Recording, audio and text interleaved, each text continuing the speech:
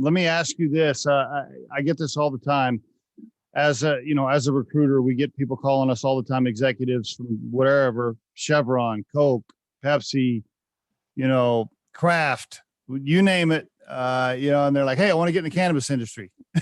I have conversations with them all the time. I'm like, okay, let's talk about it, Mr.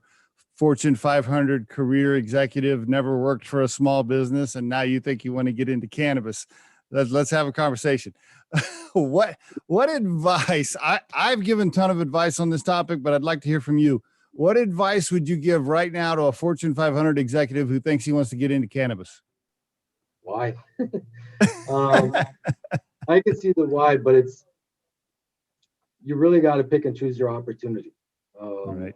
You've got a lot of executives, high-level executives, that do have experience building companies. Then you've got high-level executives that have never really built a company in their life, but they know how to run the ship at a very high level. Right. Okay. The main thing that a high-level executive looking at getting into the cannabis industry needs to understand is forget about what you read about any of these companies. Forget about what they look like on paper. Almost every single one of these companies are startups.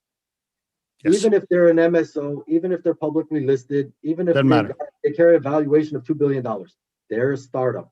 That's right. They're all failing because they're not understanding that. So look at all the MSOs, all the publicly listed ones. Most of them are going through a turnaround. Yep. But here's the problem. They're swapping out one executive for another executive that's coming in, picking up that guy's liability. He actually just cut him loose. He doesn't have to worry about answering to the board anymore. But the new executive comes in, it's like, okay, well, where are you going to turn him around to? Where are you going to steer him to? What are you going to do that the other guy didn't do beyond cutting wages and cutting payroll and cutting some salaries and stuff like that?